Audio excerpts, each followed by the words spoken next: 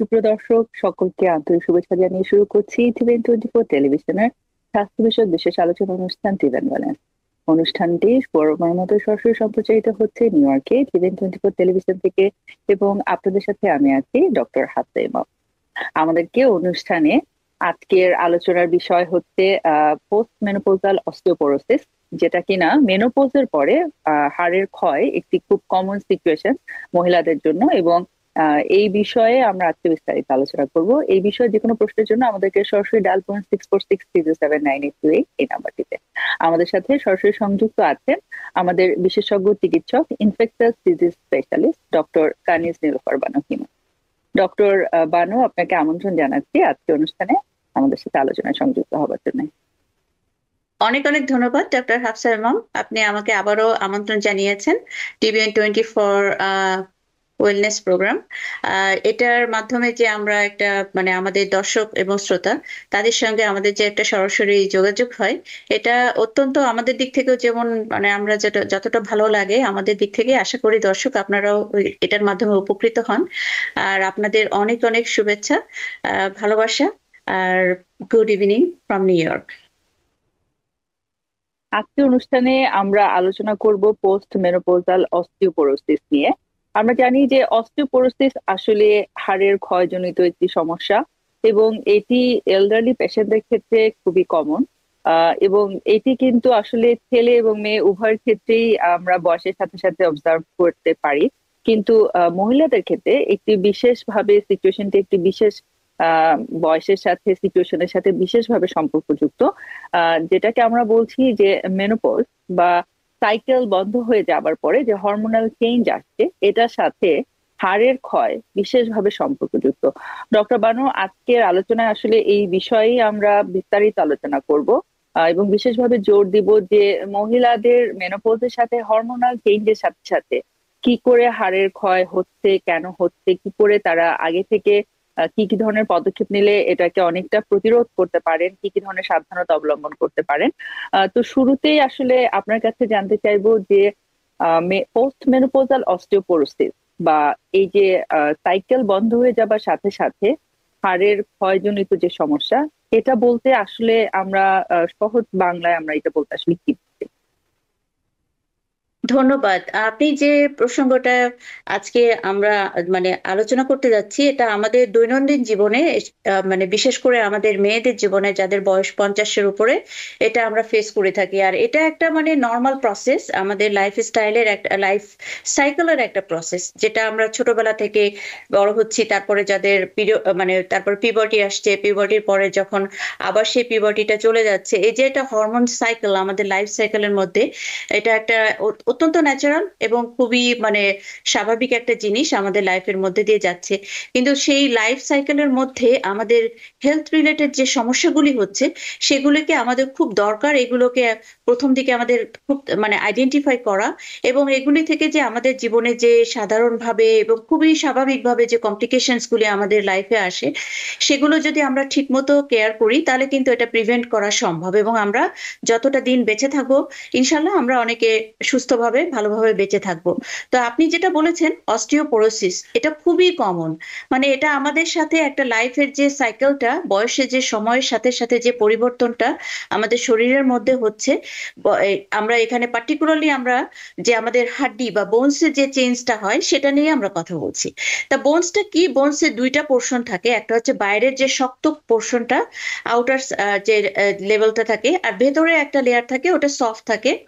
এই যে বাইরের লেভেলটা, এটা আমাদের শরীরের একটা স্ট্রাকচার, একটা ফাউন্ডেশন, এটা শক্ত জিনিস। হ্যাঁ, একদম একটা ঘরের যেমন একটা ফাউন্ডেশন থাকে, আমাদের শরীরেও একটা ফাউন্ডেশন। তো এইটা মেনটেন করার জন্য, এটার স্বাভাবিক অবস্থা মেনটেন করার জন্য আমাদের শরীরে কিছু নর্মালি আমরা যেটা বায়োলজিক্যাল একটা প্রসেস আছে, সেটার মাধ্যমে আমাদের এই নর্মাল হেলথটা, বোন হেলথটা, এটা মেনটেন করে। তার মধ্যে হচ্ছে আমাদের যে হরমোনগুলি, যে আমাদের বোনসের মধ্যে যেটা ক্যালসিয়াম, ফসফেট এবং অন্যান্য যে মিনারেলস গুলি আমাদের বোনসের জন্য দরকার হয়, এটা কিন্তু একটা সুন্দর একটা রেগুলেশন সিস্টেম আমাদের শরীরে আছে, এবং মেইনলি এটাকে রেগুলেট করে হরমোন। তার মধ্যে ফিমেল হরমোন যেটা আমরা বলি ইস্ট্রোজেন, এটা বোনস রেগুলেশনের সাথে সরাসরি জড়িত। এবং বোনস এর মধ্যে যে সেলগুলি আছে, একটা আছে অস্টিওক্লাস্ট আর একটা হচ্ছে অস্টিওব্লাস্ট। তো অস্টিওব্লাস্টটা হচ্ছে বোন তৈরি করে, নতুন বোন তৈরি করে কন্টিনিউয়াসলি, এটা ওয়্যার অ্যান্ড টিয়ার, একটা পোর্শন ভেঙে যাচ্ছে, ওটাকে হিল করছে। হ্যাঁ। আর অস্টিওক্লাস্ট হচ্ছে এটা ব্যালেন্স মেনটেন করার জন্য, যেটা বোনটাকে ক্ষয় করে। হ্যাঁ। একটা অতিরিক্ত জায়গায় তার জন্য আমাদের অতিরিক্ত বোন হচ্ছে না, আবার একেবারে লস হয়ে যাচ্ছে না। এটা হচ্ছে স্বাভাবিক অবস্থায় আমাদের বোন স্ট্রাকচারটা স্টেবল থাকছে। কিন্তু ম্যানোপজে কি হচ্ছে, ম্যানোপজ হয়ে যাওয়ার পরে, যখন আমরা ম্যানোপজ কখন বলছি, যাদের আমাদের পিরিয়ড 1 বছরের মতো বন্ধ হয়ে যায়, একেবারে সম্পূর্ণ 1 বছর এর মধ্যে কোনো পিরিয়ড আর যদি না হয়, তখন আমরা সেটাকে বলি ম্যানোপজ। তো এটা মেয়েদের 45 থেকে 55 এর মধ্যে হয়। অ্যাভারেজ আমরা ধরে নেই 50 বছরের দিকে ম্যানোপজ হয় বেশিরভাগ মেয়েদের, মেনস্ট্রুয়েশন বন্ধ হয়ে যায়। এবং যখন 1 বছর বন্ধ হয়ে যাবে কোনো ইন্টারাপশন ছাড়া, তখন আমরা ধরে নিতে পারি যে এটা ন্যাচারাল ম্যানোপজ। এবং ম্যানোপজের পরে এই ইস্ট্রোজেন লেভেলটা কমতে শুরু করে, যেটা হচ্ছে এদের আমাদের লাইফ সাইকেল, এভাবেই আমরা জন্মেছি। তখন আমাদের বোনসের যে কন্টিনিউয়াস যে সাইকেলটা ওয়্যার অ্যান্ড টিয়ার, এটার ব্যালেন্সটা নষ্ট হয়ে যায়। এখানে হচ্ছে যেটা বোনের ক্ষয়টা যেটা হচ্ছে, অস্টিওক্লাস্ট যেটা করছে, সেটাকে রিপ্লেস করার জন্য অস্টিওব্লাস্ট সে কিন্তু বেশি কাজ করতে পারছে না, কারণ সে ডিপেন্ড করে ইস্ট্রোজেনের উপরে। যখন ইস্ট্রোজেন কমে যায়, তখন এর অ্যাক্টিভিটিটা কমে যায়। তখন এই ব্যালেন্সটা নষ্ট হয়ে যাওয়ার জন্য আমাদের বোনস যেগুলো, হাড্ডিগুলো, এগুলো পাতলা হতে শুরু করে, ক্ষয় হতে শুরু করে। তা প্রথম স্টেজে যখন একটু ক্ষয় হয়, তখন আমরা বলি অস্টিওপেনিয়া। হ্যাঁ। তো সেই সময়টাতে বেশিরভাগ সময় আমাদের এরকম সময় কোনো সিমটম হয় না। তারপরে যদি আমরা এটা টেক কেয়ার না করি, তাহলে আস্তে আস্তে বোনটা ক্ষয় হতে থাকে এবং এটা পাতলা হতে থাকে। যেটা আমরা স্বাভাবিকভাবে বলি যে আমার বোন ক্ষয় হয়ে গেছে, পাতলা হয়ে গেছে। হ্যাঁ। এটাকে বলা হচ্ছে অস্টিওপোরোসিস। তো আমাদের যে শরীরে তো অনেকগুলি বোনস আছে, কিন্তু অস্টিওপোরোসিস মেইনলি যেটা আমাদের জন্য ঝুঁকিপূর্ণ, বা আমাদের স্বাস্থ্যের জন্য বা জীবন যাপনের জন্য যে বোনস গুলি, মানে যেখানে অস্টিওপোরোসিস হলে আমাদের সমস্যা হয়, অনেক একটা ক্রনিক প্রবলেম দেখা দিতে পারে। তার মধ্যে রয়েছে যেমন হিপস, আমাদের যে বড় বড় দুইটা বোনস আছে আমাদের দুই পায়ের উপরে, এবং সেই হিপস এর ওপরের দিকে একটা নেক আছে, আমরা বলি হেড আর নেক। নেকটা হচ্ছে যেখানে অস্টিওপোরোসিসটা খুব মানে প্রমিনেন্টলি আমরা ওখানে দেখতে পাই। এবং ওটা পাতলা হয়ে গেলে, ওতে সামান্য একটা মানে একটু পড়ে গেল বা একটু সামান্য আঘাত লাগলেই কিন্তু ওটা ভেঙে যেতে পারে। আরেকটা জায়গা হচ্ছে আমাদের স্পাইন, যেখানে আমরা মেরুদণ্ড বলি। তো মেরুদণ্ডের নিচের অংশ, মেরুদণ্ড কিন্তু আমাদের শরীরের যে ওজনটা, এটা কিন্তু বহন করছে আমাদের মেরুদণ্ড। মেরুদণ্ড থেকে আমাদের পায়ে থেকে মাটিতে চলে যাচ্ছে শরীরের ওজনটা। তো মেরুদণ্ডর নিচের অংশ, যেটা আমরা লাম্বার স্পাইন বলি মেডিকেল টার্মে, যেটা নিচের দিকে, তো ওখানে ওটাও পাতলা হয়ে যায়। তো ওটা পাতলা হয়ে যাওয়ার জন্য অনেক সময় দেখা যায় কি ব্যথা করছে, মাঝে মাঝে ওখানে ব্যথা হচ্ছে, বলে যে হ্যাঁ আমার ব্যাক পেইন হচ্ছে। হ্যাঁ। কিন্তু তেমন কোনো ফাইন্ডিংস নেই, শুধু মাঝে মধ্যে ব্যথা করছে। ব্যথা নাও থাকতে পারে, অনেক সময় কিন্তু থাকে না, কোনো ব্যথা থাকে না। কিন্তু দেখা গেল উনি একটু হয়তো চেয়ার থেকে নামতে গেছে বা খাট থেকে নামতে গেছেন, একটু আঘাত লাগলো বা একটু পড়ে গেল, বসে পড়লে দেখা গেল যে ওনার স্পাইনটা ভেঙে গেছে। আরেকটা হচ্ছে আমাদের হাতে, এখানে যে লং বোনস গুলি আছে ছোট, সেই বোনস গুলির এখানে ওটা পাতলা হয়ে যায়। তো ঘরের কোনো কাজ করতে গিয়ে অথবা কিছু একটা করতে গিয়ে হাতটা একটু স্লিপ করে পড়ে গেল, পড়ে গেলে হাতটা দিয়ে যখন ঠেকাতে যাই, আমরা ন্যাচারালি ঠেকানোর চেষ্টা করি, তখন দেখা গেল হাতের রিস্টটা ভেঙে গেল। তো এইগুলো অনেক বেশিরভাগ সময় যারা আসেন এই সিমটম গুলি নিয়ে আসেন, যে হাতটা ভেঙে গেছে বা হিপসটা বাথরুমে যেয়ে শাওয়ার নিতে গিয়ে একটু স্লিপ করে, বেশি আঘাত লাগে নাই, আমি জাস্ট বসে পড়ছি, কিন্তু এখন আমি আর হাঁটতে পারছি না, দেখা গেল ফিমারটা ভেঙে এটা গেছে। হচ্ছে একটা অ্যাডভান্স স্টেজে, যে যখন সে অ্যাডভান্স একটা স্টেজে যখন বেশি পাতলা হয়ে কমপ্লিকেশনের, যাচ্ছে। অলরেডি একটা কমপ্লিকেশন হয়ে সে একটা ভিকটিম হয়ে গেলেন, সেই অবস্থায় Right. সে ডাক্তারের কাছে আসছেন এবং তখন ডায়াগনোস করছেন যে তার আসলে অস্টিওপোরোসিস বা হাড় Porosis ক্ষয়ের আছে। মতো একটি সিভিয়ার একটি স্টেজে সে চলে গিয়েছেন, যেখান থেকে তার হয়তোবা সামান্য একটি অল্প উঁচু থেকে পড়ে যেয়ে তার ফ্র্যাকচার হয়ে গেছে। তো আমাদের আসলে আজকের আলোচনার উদ্দেশ্য এটাই, যে পেশেন্ট যেন এই ধরনের কমপ্লিকেটেড সিচুয়েশনে যাওয়ার আগেই সচেতন হতে পারেন এবং নিজেকে হেল্প করতে পারেন, এটা প্রিভেন্ট করতে পারেন। তো আমি যে প্রশ্নটা আপনার কাছে এখন জানতে চাইবো, যে শুরুতেই খুব কমন সাইন সিমটম আসলে অস্টিওপোরোসিসে আমরা পেশেন্টদের ক্ষেত্রে কি কি অবজার্ভ করে থাকি? এটা হচ্ছে যখন আমরা এখানে আরো বলার দরকার, মেয়েদের যে সময়টা আমরা মেনোপজ, যে সময়টা নিয়ে আমরা কথা বলছি, যে বয়সের যে সময়টা, এই সময়টা কিন্তু আবার আমাদের অনেক রকম অন্যান্য শারীরিক সমস্যাও দেখা দিতে পারে নাও দিতে পারে। যেমন ব্লাড প্রেশার, ডায়াবেটিস বা থাইরয়েডের কোনো প্রবলেম বা অন্য কোনো, অনেকের আর্থ্রাইটিস থাকে, সেই প্রবলেমগুলি থাকে। তো সেই সময় কিন্তু যাদের, যেমন ধরেন যদি রিমোটয়েড আর্থ্রাইটিস থাকে বা অন্যান্য আর্থ্রাইটিস থাকে, তখন কিন্তু এই সিমটমগুলি একদম মিক্স আপ হয়ে যায়, আলাদা করা যায় না। কিন্তু যদি আমি ধরে নিচ্ছি যার কোনো অন্য কোনো সমস্যা নাই, কিন্তু অস্টিওপোরোসিস, এই যে বললাম অনেকটা সময় পর্যন্ত কিন্তু তাদের কোনো সিমটম নাও থাকতে পারে, হয়তো ফার্স্ট সিমটমটাই হচ্ছে ফ্র্যাকচার। হ্যাঁ, এইটা আমরা বেশিরভাগ সময় দেখি যে ফার্স্ট সিমটমটা যেটা আসে আমাদের কাছে, যারা আসেন হসপিটালে বা ক্লিনিকে, তাদের হচ্ছে যে অল্প একটু ট্রমাতে ফ্র্যাকচার। এছাড়া যেটা হতে পারে ব্যাক পেইন হতে পারে, তারপরে হচ্ছে যে এখানে বলে যে আমার জয়েন্ট পেইন হচ্ছে, আমি উঠতে গেলে বসতে গেলে আমার অনেক কষ্ট হয়, খুব ব্যথা করে, কিন্তু আমি যখন রেস্ট নেই তখন আর ব্যথা করে না। হ্যাঁ, এখন আগে যেমন যত হাঁটতে পারতাম, এখন হাঁটতে গেলে খুব ব্যথা করছে, আমার হাতে ব্যথা করছে। হ্যাঁ, যে আমার মানে এত হাঁটতে গেলে, আমি রেগুলার আগে হাঁটতাম, এখন হাঁটতে গেলে বেশি দূর হাঁটতে পারছি না।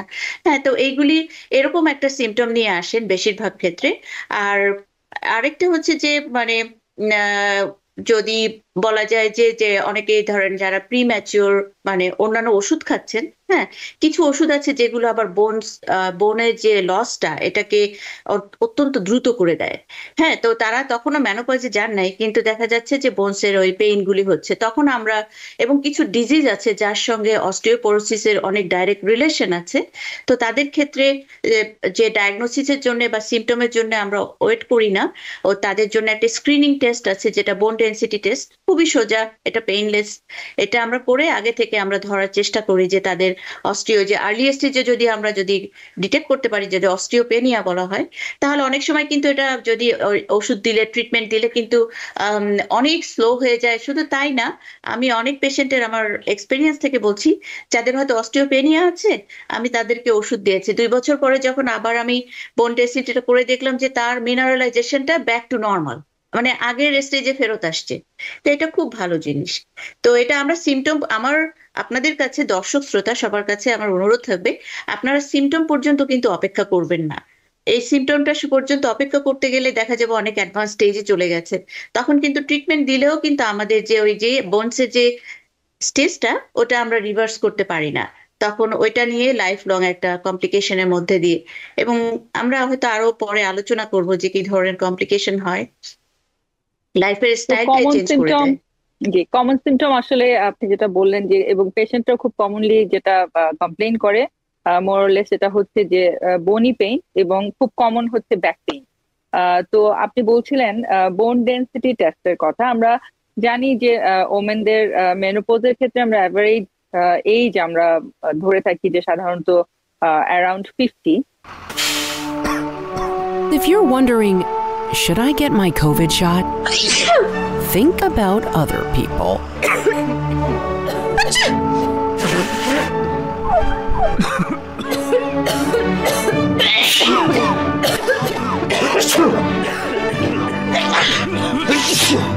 Set a date to get your COVID shot and RSV if eligible. Learn more at nj.gov/health/vaccines. তো বোন ডেনসিটি টেস্ট আসলে মেয়েদের জন্য এবং ছেলেদের জন্য কোন বয়স থেকে যুক্তরাষ্ট্রে বাধ্যতামূলক বা একটি স্ক্রিনিং টেস্ট হিসেবে আমরা এখানে করে থাকি? ধন্যবাদ। তো এখানে আমি যদি ধরে নেই যে যেহেতু আমাদের তো অনেক পেশেন্টের মধ্যে বিভিন্ন ধরনের অসুস্থতা রয়েছে, তো সেটার উপরে আমি যদি প্রথমে একজন একজন মডেল পেশেন্ট যদি বলি যে তার অন্য কোনো সমস্যা নাই, বয়স 50, জাস্ট তার মেনোপজে চলে গেছেন, তো সেক্ষেত্রে আমরা 50 থেকে আমরা স্ক্রিনিংটা শুরু করতে পারি মেয়েদের জন্য। যেহেতু মেয়েদের হরমোনটা ড্রপ করে, তো সেই জন্য ইস্ট্রোজেন যে মেইন হরমোনটা যেটা আমাদের, সেটা কমে যেতে শুরু করে। এবং আমরা দেখা গেছে যে মেনোপজের ফার্স্ট 3 থেকে 5 বছরের মধ্যে কিন্তু বিশাল একটা অ্যামাউন্টের বোন লস হয়। তো আমরা যদি আর্লি এই সময়টাকে পিক করে যদি আর্লি এটাকে ডিটেক্ট করতে পারি এবং তার ম্যানেজমেন্ট করি, তাহলে এই যে বোন লসটাকে আমরা প্রিভেন্ট করতে পারি, কমপ্লিকেশনস গুলিও প্রিভেন্ট করতে পারি। তো আমরা 50 মানে যে মেয়ে ধরেন আরেকটা মেয়ে 50 বছরের ম্যানোপজ হলো, অবশ্যই আমি 50 থেকে শুরু করব। যদি আর্লি ম্যানোপজ হয়ে যায় তাহলে আমরা অবশ্যই আর্লি শুরু করব। আর কিছু কিছু অসুস্থতা রয়েছে যেগুলির সাথে মানে বোন ডেন্সিটি, বোনের যে ক্ষয়টা হয়, তাদের ক্ষেত্রে আমরা আর্লি শুরু করি। আমি একটু উদাহরণ দিচ্ছি, যেমন HIV বা এইডস পেশেন্ট, তাদের কিন্তু এদের একটা বোনস এর উপরে একটা যে ভাইরাসের একটা নেগেটিভ ইম্প্যাক্ট থাকে। তাছাড়াও তারা যে মেডিসিনটা খান, কিছু কিছু মেডিসিন আছে যেটা সেটার উপর, সেই মেডিসিন গুলির বোনের উপরে, বোনস এর উপরে একটা নেগেটিভ ইম্প্যাক্ট থাকে। এটা এখানে ছেলে মেয়ে কোনো ব্যাপার না। তখন আমরা তাদেরকে অ্যাট দ্য এজ, আমাদের গাইডলাইন্স আছে 50 বছর থেকে আমরা স্ক্রিনিংটা শুরু করি, বোন ডেন্সিটি টেস্ট। আরেকটা হচ্ছে যারা স্টিরয়েড খান কোনো কারণে, সেটা ক্রনিক ব্রঙ্কাইটিসের জন্য হতে পারে, অ্যাজমার জন্য হতে পারে, অথবা অন্য কোনো রিমোটয়েড আর্থ্রাইটিস বা বিভিন্ন অসুস্থতার জন্য যারা স্টিরয়েড খান, তাদের ক্ষেত্রেও কিন্তু আর্লি, এখানেও কিন্তু ছেলে বা মেয়ে তারা যদি প্রলং টাইম, অনেক লম্বা সময় ধরে যাদের স্টিরয়েড খেতে হচ্ছে, তাদের কিন্তু আর্লি আমাদের শুরু করতে হয়, স্ক্রিনিংটা করতে হয়। আর এমনিতে যদি কোনো, তারপরে ধরেন যাদের ব্রেস্ট ক্যান্সার আছে মেয়েদের, তারা যদি ওষুধ খান, একটা ওষুধ দেওয়া হয় ব্রেস্ট ক্যান্সার যে কিউর পরে, একটা প্রিভেন্টিভ একটা ট্রিটমেন্ট দেওয়া হয়, ট্যাবলেট অ্যারোমেটাস ইনহিবিটর, এটা কিন্তু এস্ট্রোজেন লেভেল কমায়। হ্যাঁ, তো যারা এটা খান, তাদের ক্ষেত্রেও যদিও তারা ম্যানোপজে, তখনও যদি ম্যানোপজে নাও যান, তাহলেও কিন্তু তাদের স্ক্রিনিং করতে হবে। কারণ এই ওষুধটার একটা সাইড এফেক্ট হচ্ছে যেটা অস্টিওপোরোসিস করে, এস্ট্রোজেন লেভেলটা কমিয়ে দেয় এবং অস্টিওপোরোসিস হতে পারে, সব মানে বয়সের আগেই হয়ে যেতে পারে। আর পুরুষ মানুষের ক্ষেত্রে বা ছেলেদের ক্ষেত্রে, ছেলেদের একটা ন্যাচারাল একটা অ্যাডভান্টেজ হচ্ছে তাদের যে হরমোনটা টেস্টোস্টেরন, এটা কিন্তু একটা প্রোটেক্টিভ হরমোন। তো এটা ছেলেদের যেহেতু ওরকম মানে মেয়েদের মতো ওরকম যেমন মেনস্ট্রুয়েশন বা সাইকেলের কোনো সমস্যা নাই, এবং এদের দেখা যায় এরা অনেক লম্বা সময় ধরে হরমোনটা শরীরে মেনটেন করার জন্য অস্টিওপোরোসিসটা এত আর্লি স্টেজে হয় না, আর্লি এজে হয় না। তো আমরা যেখানে ধরা হচ্ছে যে 70 বা আপ, তখন আমরা যদি তাদের অন্য কোনো সমস্যা না থেকে থাকে, বা তারা যদি অন্য কোনো ধরনের ক্যান্সার ওষুধ বা অন্য কোনো ওষুধ না খেয়ে থাকেন, তাহলে রেগুলার অন্য কোনো সমস্যা নাই, তাদেরকে আমরা বয়স যাদের 70 সেখান থেকে আমরা শুরু করতে পারি।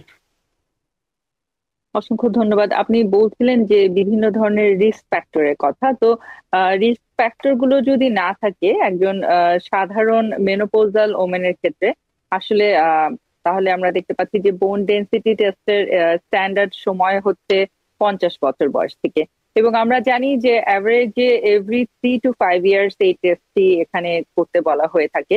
তো রিস্ক ফ্যাক্টর প্রসঙ্গে যদি আরেকটু বিস্তারিত আপনার সাথে আলোচনা করতে চাই, যে আসলে অস্টিওপোরোসিসের আর কি কি ধরনের রিস্ক ফ্যাক্টর কমনলি আমরা অবজার্ভ করি, যে কোন কোন সিচুয়েশন গুলো আসলে অস্টিওপোরোসিসকে আরো অ্যাগ্রিভেট করে বা এটি আরো বেশি ভয় থাকে কোন কোন পেশেন্টের ক্ষেত্রে? ধন্যবাদ। আমি খুবই ভালো একটা প্রশ্ন করেছেন, কারণ এটা আমাদের মাথায় রাখলে তাহলে আমাদের যে পেশেন্ট যারা আমাদের কাছে আসছে, তাদেরকে আমরা খেয়াল করতে পারবো কার দরকার, কার একটু আগে দরকার, কার একটু পরে দরকার, বা কার কখন কোন সময় দরকার। তো যদি আমি বলেছি যাদের কোনো অসুস্থতা নাই, তারা আমরা 50 থেকে শুরু করতে পারি, মেয়েদের কথাই বলছি এখানে আমরা মেইনলি। আর ছেলেদের কথা তো বললাম, যদি তাদের রিস্ক ফ্যাক্টর থেকে থাকে। আচ্ছা, ছেলেদের যেহেতু একটু কম, ওদের আগেই বলে শেষ করি। ধরেন একজন মানুষের ছেলে, তার প্রস্টেট ক্যান্সার আছে, উনি হরমোন রিপ্লেসমেন্ট, মানে ওখানে যে একটা থেরাপি দেওয়া হয় যেটা হচ্ছে হরমোন, তো সেটা কিন্তু আবার ওটা বোনের অস্টিওপোরোসিস করে। তো অথবা একজন মানুষ তার উনি রিমোটয়েড আর্থ্রাইটিস আছে, যদিও ছেলেদের একটু কম হয় কিন্তু হতে পারে রিমোটয়েড আর্থ্রাইটিস অথবা মাল্টিপল স্ক্লেরোসিস, হ্যাঁ, অথবা অনেক লম্বা সময় ধরে তার ডায়াবেটিস আছে। তো তাদের ক্ষেত্রে আমরা এই যে রিস্ক ফ্যাক্টর থাকার জন্য আমরা একটু আর্লি, বা HIV যদি থাকে, যিনি HIV ওষুধ খাচ্ছেন, তাদের ক্ষেত্রে আমরা 50-এ শুরু করি। আর যদি এরকম রিস্ক ফ্যাক্টর না থাকে তাহলে 70 থেকে শুরু করি। এখন আসছি মেয়েদের ক্ষেত্রে। তো মেয়েদের ক্ষেত্রে যে যদি কারোর, মেয়েদের একটু বেশি থাকে রিউমাটয়েড আর্থ্রাইটিস, তারপর হচ্ছে সিস্টেমিক লুপাস ইরিথেমেটোসাস, হ্যাঁ, এটা যেটা অটো ইমিউন ডিজিজ, দেখা গেছে যে অটোইমিউন ডিজিজে এটা বোনসের উপর একটা নেগেটিভ ইম্প্যাক্ট আছে সরাসরি। আর তার পাশাপাশি এই যে অসুস্থতার জন্য যে ওষুধগুলি খাওয়া হয়, স্টিরয়েড একসময় এটা 1 নম্বর ওষুধ ছিল একসময়, এখন অনেক নতুন নতুন ওষুধ বেরিয়েছে দেখে স্টেরয়েডটা এখন অত বেশি ইউজ করা হয় না, কিন্তু যারা লম্বা সময় ধরে স্টেরয়েড খান তাদের ক্ষেত্রেও আর্লি অস্টিওপোরোসিস হওয়ার অনেক রিস্ক থাকে। তো তাদের ক্ষেত্রে আমাদের আর্লি স্ক্রিনিংটা শুরু করতে হবে। তাছাড়া যদি অনেকের ধরেন সিজার আছে, তারা যদি সিজার মেডিকেশন খান, যাদের ডায়াবেটিস আছে টাইপ 1 অথবা টাইপ 2 অনেক দিন ধরে এবং সুগার অনেক আনকন্ট্রোল আছে, তো তাদের ক্ষেত্রেও দেখা যায় যে একটু আর্লি অস্টিওপোরোসিস হয়। যাদের অন্যান্য মাল্টিপল স্ক্লেরোসিস আছে অথবা ব্রেস্ট ক্যান্সার আছে, তারা ট্রিটমেন্ট নিচ্ছেন, বা অন্যান্য ক্যান্সার আছে কিমোথেরাপি নিচ্ছেন যেটা বোনসের উপরে ইম্প্যাক্ট আছে, অথবা কিছু ওষুধ আছে যাদের লম্বা সময় ধরে খেতে হয় যেগুলির নেগেটিভ ইম্প্যাক্ট আছে বোনসের উপরে। আমি ওই যে বললাম ব্লাড প্রেশারের ক্ষেত্রে অনেকে কিন্তু লেসিক্স খায়, যাদের হার্টের প্রবলেম আছে বা প্রেশারের জন্য ওটা কাজ করে, তো মেইনলি দেওয়া হয় হার্ট ফেলিওর থাকলে। তো সে লেসিক্সটারও একটা নেগেটিভ ইম্প্যাক্ট আছে, যেটা ওই যে ইলেকট্রোলাইটস এর উপরে, ক্যালসিয়াম মেটাবলিজমের উপরে। সেজন্য ওটা যারা লম্বা সময় ধরে যাদের খেতে হয় তাদের ক্ষেত্রেও এটা একটু মানে আমাদের খেয়াল রাখা উচিত, ছেলে অথবা মেয়ে। অনেকে যাওয়ার লম্বা সময় ধরে নেক্সিয়াম বা পেপসিড খান, সেটা প্রয়োজনীয় হোক অপ্রয়োজনীয় হোক, অনেকে প্রয়োজনীয় খান, অথবা অনেক সময় দেখা যায় মানুষের খুব ফেভারিট একটা ওষুধ ওভার দ্য কাউন্টার পাওয়া যায়, একটু পেটে কিছু হলে এটা খান। তো যারা লম্বা সময় ধরে খান তাদেরও কিন্তু এক্ষেত্রে একটা মানে বোনসের উপর একটা নেগেটিভ ইম্প্যাক্ট পড়ে। যাদের ক্যান্সার, হ্যাঁ, যাদের মেয়েদের ক্ষেত্রে যাদের আর্লি যদি কোনো ওভারিয়ান সার্জারি হয়, যেটা ওভারি রিমুভ করে ফেলতে হচ্ছে, যেখানে ওভারিটা তো আমাদের স্ট্রোজেন প্রডিউস করে থাকে, তো কোনো কারণে যদি তার ওভারিকে রিমুভ করতে হয় বা সার্জারি করতে হয়, তাদের ক্ষেত্রে এই রিস্কটা বেশি থাকে।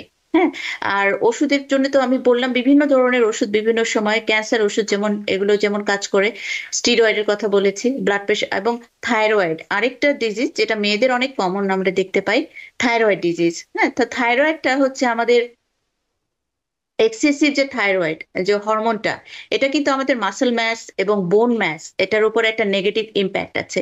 তো যাদের হাইপার থাইরয়েড থাকে, যদি সেটা কন্ট্রোলে থাকে তাহলে ঠিক আছে, কিন্তু যদি অনেক লম্বা সময় ধরে কন্ট্রোল থাকে তাদের অনেক আগেই মাসল ম্যাসটা মানে থিকনেসটা কমে যেতে পারে, বোনসের থিকনেসটা কমে যেতে পারে। আর আবার যাদের অনেক কিডনি ডিজিজ আছেন, ক্রনিক কিডনি ডিজিজ, তাদের কিন্তু অনেকটা মানে আগে অস্টিওপোরোসিস হয়, কারণ কিডনি হচ্ছে আমাদের শরীরের ইলেকট্রোলাইটস গুলি ব্যালেন্সটা করে, অ্যাসিড বেস ব্যালেন্স, ইলেকট্রোলাইটস কোনটাকে বের করে দিবে কোনটাকে রিজার্ভ করবে। তো যখন আমরা ক্রনিক কিডনি ডিজিজ হয়, আমরা দেখেছি তাদের অস্টিওপোরোসিসটা বেশি হয়, যদি তাদের ক্যালসিয়াম সাপ্লিমেন্ট যদি কম দেওয়া হয় বা যদি ঠিক মতো সময় মতো না দেওয়া হয়। তাছাড়াও হাইপার থাইরয়েড যাদের ক্রনিক কিডনি ডিজিজ থাকে বা যারা ডায়ালাইসিসে থাকেন, তাদের ওই কিডনির একটা মানে সাইকেল, ওটা মেডিকেল ইয়েতে চলে যাবে। শুধু আমি একটু বলছি যে তাদের হাইপার প্যারাথাইরয়েডিজম, আমাদের যে থাইরয়েডটা আছে এর পিছনে ছোট ছোট দুটো দুটো করে বল করে, 4টা বল, এটাকে হাইপার থাইরয়েড একটা গ্ল্যান্ড যেটা আছে, যেখান থেকে থাইরয়েড প্যারাথাইরয়েড হরমোনটা, যেটা সরাসরি ক্যালসিয়াম মেটাবলিজম এবং ভাইটামিন ডি মেটাবলিজমের সাথে ডাইরেক্টলি রিলেটেড। তো সেই হাইপার প্যারাথাইরয়েডিজম যখন হয়ে যায় তখন কিন্তু বোন লসটা বেড়ে যায়, এটা বোনের যে ক্যালসিয়াম লসটা এটা বেড়ে যায় এবং খুব দ্রুত এবং খুব তাড়াতাড়ি তাদের অস্টিওপোরোসিস ডেভেলপ করে। তো এক্ষেত্রে আমরা যাদের জানি যাদের ক্রনিক কিডনি ডিজিজ আছে বা যারা ডায়ালাইসিস আছেন, তাদের অস্টিওপোরোসিস হওয়ার সম্ভাবনা অনেক বেশি, এবং আমি তাদেরকে অনুরোধ করব যে তাদের স্ক্রিনিংটা করবেন। জি, আমি একটি খুব কমন সিচুয়েশনও আপনাকে বলবো যে আমাদের দর্শকদের সাথে একটু বিস্তারিত আলোচনা করবার জন্য, বা এটার গুরুত্বটা একটু যদি আপনি তুলে ধরেন। সেটা হচ্ছে যে খুব কমন একটি হ্যাবিট আমরা জানি যে স্মোকিং, এবং আমাদের বাঙালি কমিউনিটির জন্য একটি চ্যালেঞ্জ, সেটি হচ্ছে সেডেন্টারি লাইফস্টাইল। তো এই দুটো সম্পর্কে যদি আপনি খুব সংক্ষেপে একটু বলেন যে আসলে এই দুটো ব্যাপার কতটা গুরুত্বপূর্ণ, বিশেষভাবে সেডেন্টারি লাইফস্টাইলটা কতটা এফেক্ট করতে পারে আসলে অস্টিওপোরোসিসের মতো একটি সিভিয়ার একটি সিচুয়েশনের ক্ষেত্রে। আপনাকে অনেক অনেক অনেক অনেক ধন্যবাদ। একদম আপনি মানে এটা জীবন থেকে মানে আমাদের জীবনের লাইফস্টাইল থেকে আপনি প্রশ্নটা করেছেন, অত্যন্ত সুন্দর একটা প্রশ্ন করেছেন। স্মোকিং যেটা আমরা দেখি যে বিশেষ করে ওয়েস্টার্ন কান্ট্রি, এখন আর ওয়েস্টার্ন কান্ট্রি বলার সবখানে আমরা দেখতে পাচ্ছি, এখন আর কোনো ডিভিশন কোনো রকম কোনো আলাদা ভাবনাই, স্মোকিংটা যদিও এটা মানে বলা হয় স্মোক না করার জন্য, কিন্তু আমরা মোটামুটি সব জেনারেশনের মধ্যে আমরা স্মোকিংটা দেখতে পাই। এটা সরাসরি বোনসের উপরে মানে মেকানিজমটা আমি এখন বলছি বলছি না, বা কিন্তু এটা বোনসের উপরে একটা নেগেটিভ ইম্প্যাক্ট আছে। এবং যারা স্মোকিং করেন তাদের বোন লসটা খুব দ্রুত হয়। এবং ইভেন যদি মানে অস্টিওপোরোসিসের পরে যাদের অস্টিওপেনিয়া বা অস্টিওপোরোসিস হয়ে যায়, আমরা তাদেরকে বলি যে স্মোকিংটা বন্ধ করে দিতে। কারণ স্মোকিংটা বন্ধ করলে আমরা দেখেছি তাদের রিকভারিটা খুব ভালো হয়, তাড়াতাড়ি হয়। এবং আবার যারা স্মোক করেন তাদের কিন্তু, যারা বিশেষ করে একটু বয়স হয়ে যায়, তাদের ব্রঙ্কাইটিসের সমস্যা হয়, যেমন ক্রনিক ব্রঙ্কাইটিস, সিওপিডি আমরা যেটা বলি। তখন সিওপিডি হয়ে গেলে তখন আবার তাদের স্টিরয়েড নিতে হয়। অনেক ওষুধের মধ্যে একটা স্টিরয়েড একটা ওষুধ, তার জন্য আরো স্মোকিং হলো, তারপরে স্টিরয়েড হলো, এটা ডাবল একটা মানে নেগেটিভ ইম্প্যাক্ট পড়ে বোনসের উপরে, এবং তাদের অস্টিওপোরোসিসটা রেটটা অনেক বেশি, এমনি সাধারণ মানুষের থেকে অনেক বেশি। আরেকটা হচ্ছে আমাদের লাইফস্টাইল, আমাদের ডেইলি এক্সারসাইজ, অ্যালকোহলটাও নেগেটিভ ইম্প্যাক্ট আছে। তো আমাদের লাইফস্টাইলের মধ্যেই আমি ধরে নিচ্ছি স্মোকিং, অ্যালকোহল, এই দুইটা জিনিসের নেগেটিভ ইম্প্যাক্ট আছে। প্লাস যে আমাদের এক্সারসাইজ, আমরা যদি প্রত্যেক দিন 30 থেকে 40 মিনিট যদি ফ্রি হ্যান্ড এক্সারসাইজ করি, সেটা যে যেভাবে পছন্দ করেন, হাঁটতে পছন্দ করেন, জগিং করতে পছন্দ করেন, বা অন্যান্য বিভিন্ন ধরনের যে এক্সারসাইজ গুলি আছে, এটা কিন্তু আমাদের বোনসের জন্য অসম্ভব ধরনের একটা একটা মানে পজিটিভ একটা ইম্প্যাক্ট আছে। এবং যারা রেগুলার এক্সারসাইজ করে আমরা দেখেছি তাদের বোন লস যে রেট, আর যারা এক্সারসাইজ করেন না বা সেডেন্টারি লাইফস্টাইল, মানে বেশিরভাগ শুয়ে বসে থাকেন, এই মানে এই ওরকম হাঁটা চলাফেরা তেমন করেন না, মানে ঘরে বেশিরভাগ সময় থাকেন, বা একটু বাইরে গেলেও ওরকম করেন না, তো তাদের ক্ষেত্রে দুইজনকে যদি আমরা পাশাপাশি দাঁড় করাই, তাদের দেখা যাবে যারা এক্সারসাইজ করেন এবং যিনি করেন না, বা এক্সারসাইজ মানে আমি এটা বলতে চাচ্ছি না যে আপনাকে বা আমাদেরকে প্রত্যেক দিন বা সপ্তাহে 3 দিন জিমে যেতে হবে। এটা কিন্তু আমরা একটা রেগুলার আমাদের part of the our life. এটা হাঁটা হতে পারে, বাইসাইক্লিং হতে পারে, সুইমিং হতে পারে, সামারে এটা করা যেতে পারে। হ্যাঁ, তো যেভাবেই করুন না কেন, এটা করলে দেখা গেছে তাদের বোন লসটা অনেক কম হয়। এই অ্যাক্টিভিটিস এর জন্য যে মাসকুলার অ্যাক্টিভিটিস, মাসল ম্যাসটাও ঠিক থাকে, বোনের মেটাবলিজমটা ঠিক থাকে, এবং বোনের স্ট্রেংথটাও অনেক ভালো থাকে। আমি অতি সহজে একটা উদাহরণ দিচ্ছি, যারা স্পোর্টসম্যান তাদের যে বডি স্ট্রাকচার, আর আমাদের যারা বেশিরভাগ সময় আমাদের যারা মানে কাজ তেমন করেন না, ঘরে থাকেন, আমি ধরে নিচ্ছি যারা বেশিরভাগ সময় ঘরে থাকেন, রিল্যাক্স লাইফ স্টাইল মেনটেন করেন, তাদের দুইজনের মধ্যে কিন্তু দুইজনই যদি মেয়ে হন, একজন অ্যাথলেট একজন নন অ্যাথলেট, তাদের দুইজনের মধ্যে কিন্তু বিস্তর মানে বড় ধরনের একটা মানে ডিফারেন্স আছে বোনস এবং মাসলস দুইটিকে। আমি তো আপনার সেজন্য সাথে এটা লাইফস্টাইল, জি, আপনার সাথে লাইফস্টাইল এবং এক্সারসাইজ রিলেটেড আরো কিছু বিস্তারিত আলোচনায় আসছি অতি শীঘ্রই। সুপ্রিয় দর্শক, এই মুহূর্তে চলে যাচ্ছি একটি ছোট্ট বিরতিতে। বিরতির পরে আপনাদের সাথে আরো অনেক গুরুত্বপূর্ণ ইনফরমেশন নিয়ে ফিরছি, আমার সাথে থাকুন। If you're wondering, should I get my COVID shot? Think about other people.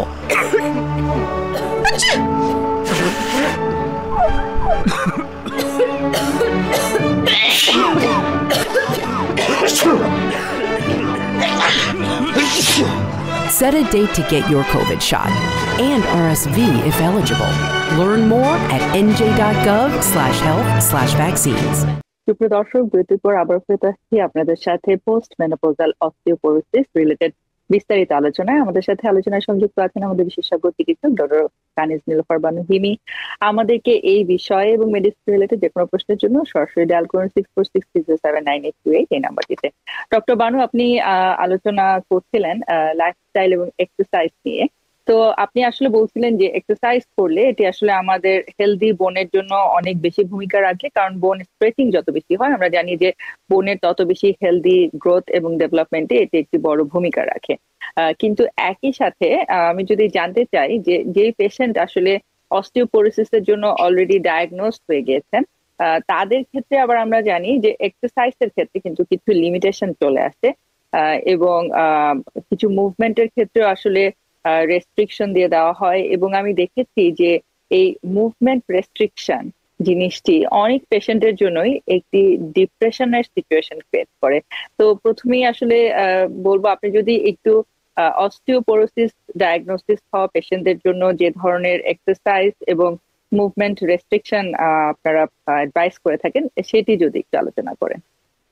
ধন্যবাদ।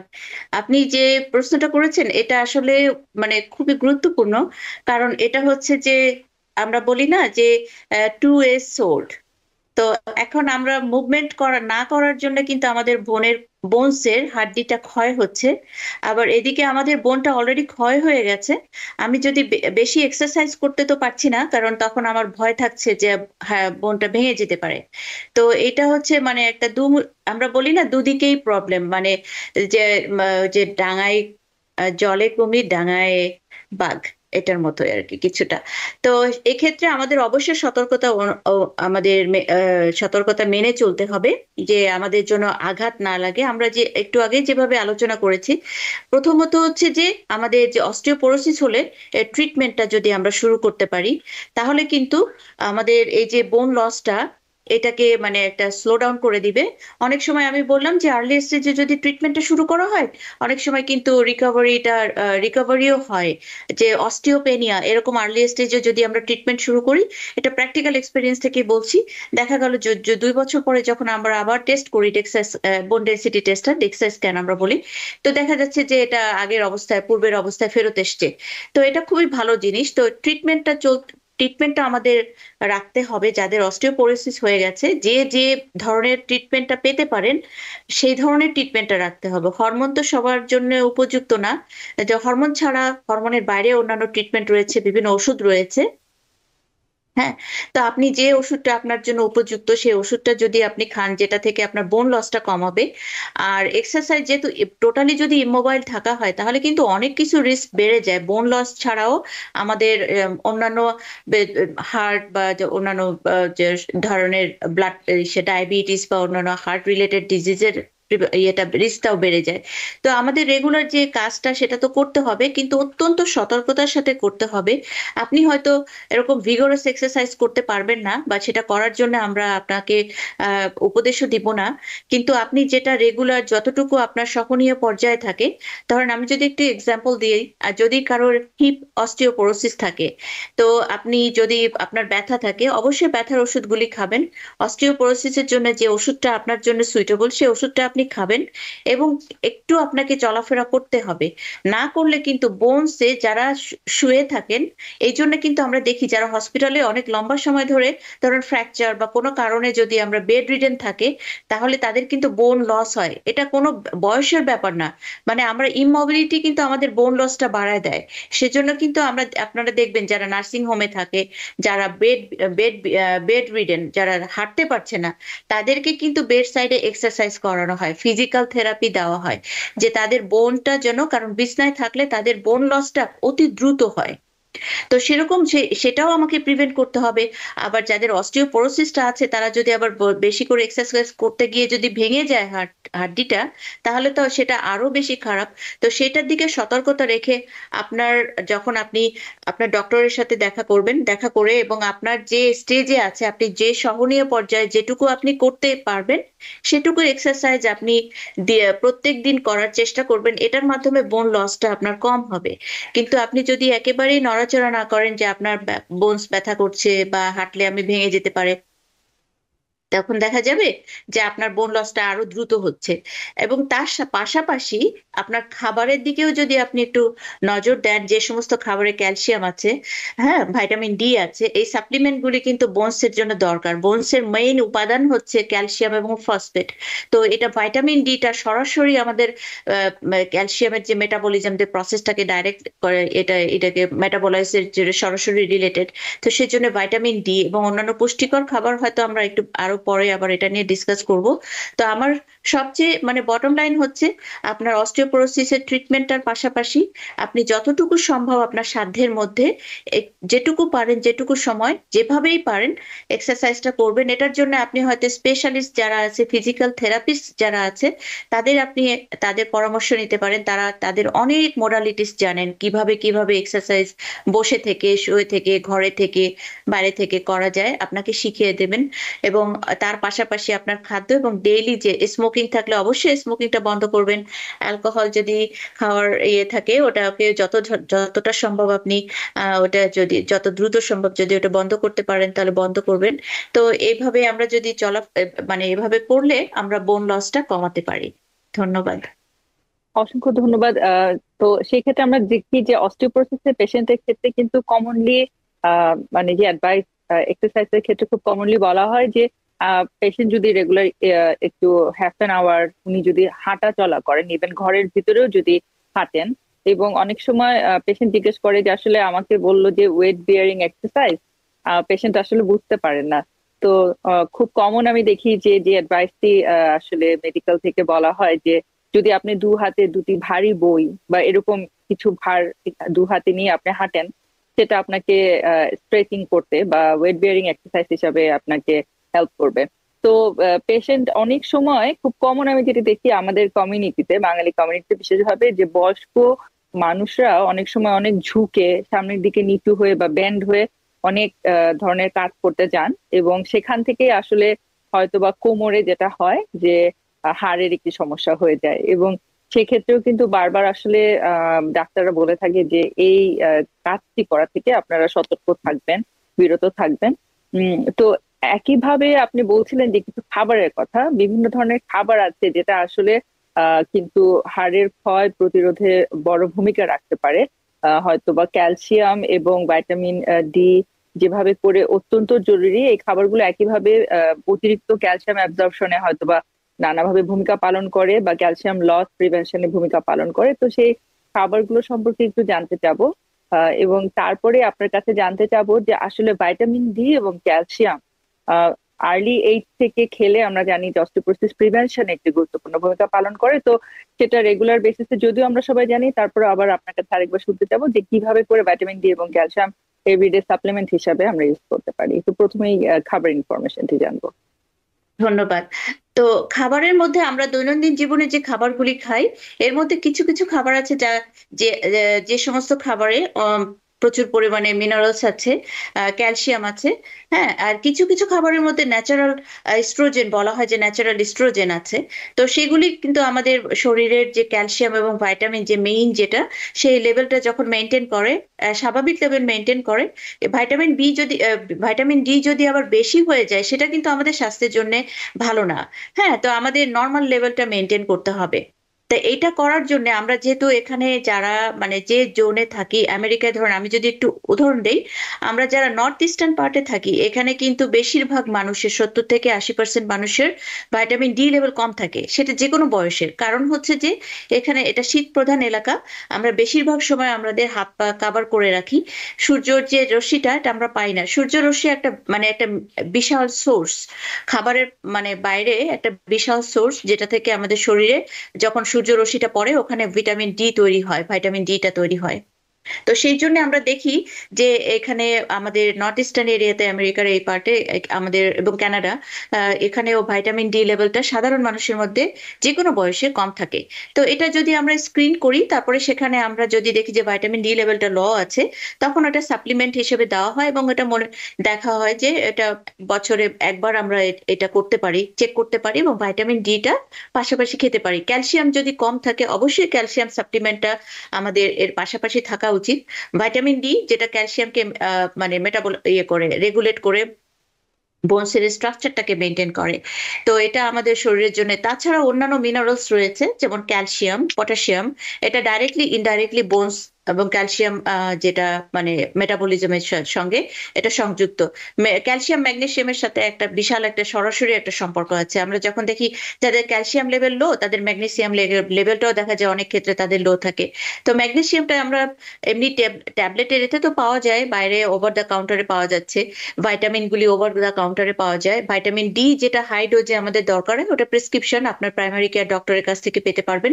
তো ভাইটামিন ডি চেক, এটা ক্যালসিয়াম লেভেলটাও চেক করতে হবে, ভাইটামিন ডি লেভেলটা চেক করতে হবে। কম থাকলে সেখানে আমাদের ওর অবশ্যই ওটাকে রিপ্লেস করতে হবে। আর খাবারের মধ্যে আমরা রেগুলার যে খাবারগুলি দেখি, তার মধ্যে ন্যাচারাল, আমরা বলি যে এর মধ্যে ন্যাচারাল একটা স্ট্রোজেন আছে, যেটা আমাদের শরীরের জন্য খুবই উপকারী। যেমন টোফু, সয়াবিন, এটার মধ্যে বলা হয় যে ন্যাচারাল ইস্ট্রোজেন আছে। কিছু ফ্রুটস এর মধ্যে আছে যে ওর মধ্যে প্রচুর পরিমাণে মিনারেলস রয়েছে, এবং সেটা আমাদের শরীরের জন্য, পটাশিয়াম আছে, শরীরের জন্য খুব ভালো। ব্লুবেরি, ব্ল্যাকবেরি, কিউই, হ্যাঁ, ব্যানানার মধ্যে পটাশিয়াম আছে, এটাও আমাদের শরীরের জন্য খুব ভালো। গ্রিন ভেজিটেবলস যেগুলি আছে, তার মধ্যে প্রচুর পরিমাণে ম্যাগনেসিয়াম এবং অন্যান্য আমাদের যে ইলেকট্রোলাইটস গুলি, ওটা আমরা পেতে পারি। হ্যাঁ, তার পাশাপাশি কিন্তু আমাদের প্রোটিনটাও দরকার, শুধু ক্যালসিয়াম না, আমাদের ভাইটামিন ক্যালসিয়াম, ভাইটামিন বি 12।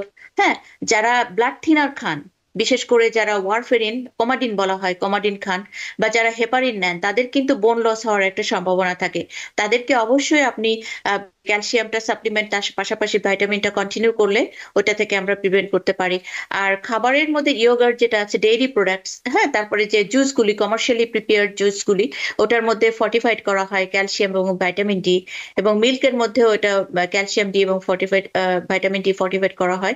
তো ডেইরি প্রোডাক্টসটা যদি আমরা এভাবে খেতে পারি, যে অনেক ধরনের ইয়োগার্ট আছে, গ্রিক ইয়োগার্ট, আমরা যদি ব্রেকফাস্টে খেলাম, কিছু ভেজিটেবলস খেলাম, কিছু ফ্রুটস খেলাম, গ্রেপ ফ্রুটস খেলাম, হ্যাঁ, একটু ব্যানানা খেলাম, ওটমিল খেলাম, এখান থেকে কিন্তু আমরা প্রচুর মিনারেলস পাচ্ছি।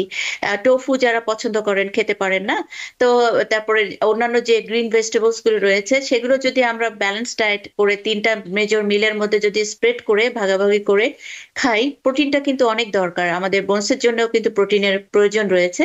তারপরে সেই প্রোটিনটাকে যদি আমরা ঠিক মানে নিয়মিত খাই, তো এভাবে খেলে আমরা আমাদের যে ন্যাচারাল যে খাবার থেকে যে আমাদের যে সোর্সটা, ন্যাচারাল খাবার, এটা একটা বিশাল সোর্স যেটা আমাদের শরীরে মেনটেন করছে। পাশাপাশি সাপ্লিমেন্ট যাদের কম আছে, আমরা যদি খাই, সেখান থেকে আমাদের সাপ্লিমেন্টটা হয়ে যাচ্ছে। তো এইভাবে ব্যালেন্স করে যদি থাকি, আমরা যদি নিয়মিত আমাদের খাবারের দিকে লক্ষ্য রাখি, তাহলে কিন্তু আমাদের শরীরটা মেনটেন করা খুব বেশি কষ্টসাধ্য আরেকটা ব্যাপার কথা না। খুব সংক্ষেপে আপনার কাছে জানতে চাইবো যে এখানে একটি প্রচলিত টার্ম আছে যে কফি অ্যান্ড টোস্ট ডায়েট বা টি অ্যান্ড টোস্ট ডায়েট, যেটা আমাদের সিনিয়র সিটিজেন বা এল্ডারলি পেশেন্টদের ভিতরে আমরা খুব কমনলি প্র্যাকটিস দেখি, এবং এটি বলা হয় যে ইনডিরেক্টলি কিছু কিছু সিচুয়েশন ক্রিয়েট করে যার ভিতরে অস্টিওপোরোসিস একটি। এটি খুব সহজে আপনি যদি খুব সংক্ষেপে একটু বলেন, শুধু মাত্র আমাদের সিনিয়র সিটিজেনদেরকে ইনফর্ম এবং অ্যালার্ট করবার জন্য, যে তাহলে তারা যেন সতর্ক হতে পারে। আপনাকে অনেক অনেক ধন্যবাদ। এটা যে এত সুন্দর একটা কোশ্চেন আপনি করেছেন, আপনাকে আপনার কাছে কৃতজ্ঞতা। হ্যাঁ, এবং তার সাথে আমি আরেকটু মানে এর সাথে আমি অ্যাড করছি ভেজিটেরিয়ান। যারা ভেজিটেরিয়ান মানে যারা মিট খান না, তাদের ক্ষেত্রেও কিন্তু এক্ষেত্রে একটু শর্ট পড়তে পারে, কারণ আমাদের যে ক্যালসিয়াম ভিটামিনের যে সোর্সটা, যে সোর্স থেকে হয়তো তাদেরকে ঘাটতি পড়তে পারে। তো আপনি যে যাদের কথা বলেছেন যে কফি অ্যান্ড টোস্ট, আমাদের সিনিয়র সিটিজেনরা খুবই পছন্দ করেন কফি টোস্ট বা টি টোস্ট, তো এখান থেকে কিন্তু তাদের অনেক ভাইটামিন ডেফিসিয়েন্সি হতে পারে, যেহেতু তারা ভেজিটেবল খাচ্ছেন না এবং অন্যান্য প্রোটিন রিচ খাবার খাচ্ছেন না। তাদের যে ক্যালসিয়াম, ভিটামিন বি12, ভিটামিন বি6, এটাও আমাদের শরীরের জন্য দরকার, ফলিক অ্যাসিড আমাদের শরীরের জন্য দরকার, সবকিছুই দরকার। তো তাদের এটা ঘাটতি হয়ে যাচ্ছে।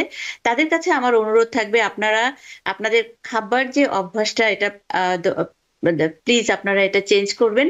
আপনারা অবশ্যই টি এবং টোস্ট এটা তো থাকবে, তার পাশাপাশি আপনারা ব্রেকফাস্টটা যেটা স্কিপ করবেন না, আপনাদের মিল যেটা মেজর 3টা মিল আছে, এটা স্কিপ করবেন না, এবং এর মধ্যে যে ব্যালেন্স ডায়েটগুলি, অত্যন্ত স্বাভাবিক খাবার আমরা প্রত্যেক দিনই খাচ্ছি, সেটার যদি পরিমাণটা রেখে আপনারা যদি 3টা মেজর মিল খান, তাহলে বিশেষ করে যারা মেয়েরা আছেন, যাদের অস্টিওপোরোসিস হওয়ার রিস্ক থাকে, বিশেষ করে মেনোপজ, মানে আমাদের সিনিয়র সিটিজেন, তারা কিন্তু হাই রিস্ক পিপল, তাহলে আশা করি আপনাদের বোনস হেলথ ভালো থাকবে, আপনারাও ভালো থাকবেন, সুস্থ থাকবেন। আর এভাবেই কিন্তু আমরা এটা মানে আমাদের শরীরকে একটু যদি একটু খেয়াল করলে, আমাদের নিয়মিত খাবার, নিয়মিত চলাফেরা, নিয়মিত যে আমরা কাজগুলি করি, তার মধ্যে একটুখানি শেপ করে আনলে আমরা অনেক দিন পর্যন্ত অনেক সুন্দরভাবে, সুস্থভাবে, কোনো অসুস্থতা ছাড়াই ভালোভাবে থাকতে পারি। অসংখ্য ধন্যবাদ ডক্টর বানু। আমরা সময় স্বল্পতার কারণে আজকে আলোচনা এখানেই শেষ করতে হচ্ছে, যদিও আমাদের আরো অনেক গুরুত্বপূর্ণ ইনফরমেশন, বিশেষভাবে ট্রিটমেন্ট এবং প্রিভেনশন রিলেটেড অনেক ইনফরমেশন নিয়ে আমাদের আলোচনায় বাকি থেকে গেল। আশা করি আপনার সাথে অতি শীঘ্রই আমরা আরো বাকি ইনফরমেশন গুলো নিয়ে আরো বিস্তারিত আবার একটি আলোচনা করবো অস্টিওপোরোসিস নিয়ে। তো আজকে আপনার অত্যন্ত মূল্যবান আলোচনা এবং গুরুত্বপূর্ণ সময়ের জন্য কিলেন পক্ষ থেকে আপনার প্রতি রইল বিশেষ কৃতজ্ঞতা। আপনাকে অনেক অনেক ধন্যবাদ। এত সুন্দর একটা টপিক নিয়ে আমরা যে কথা বলতে পারলাম, আশা করি আমাদের যারা দর্শক আছেন, দর্শক শ্রোতা, বিশেষ করে আমাদের বাঙালি কমিউনিটি যারা আছেন, যারা টিভি দেখছেন, আশা করি আপনাদের এখান থেকে উপকার হবে।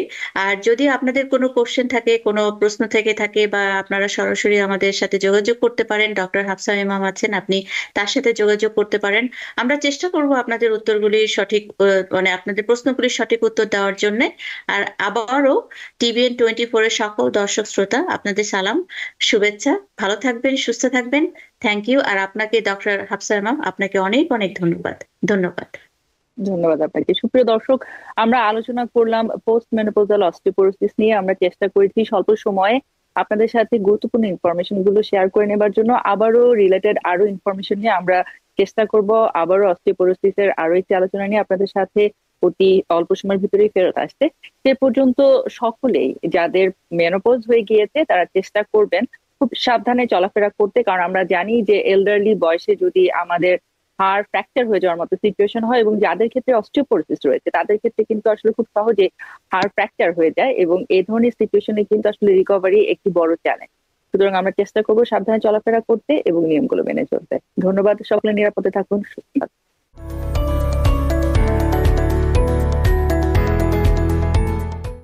TBN 24 টেলিভিশন দেখতে আজই কল করুন 7187776556। লগ ইন করুন www.totalcablebd.com।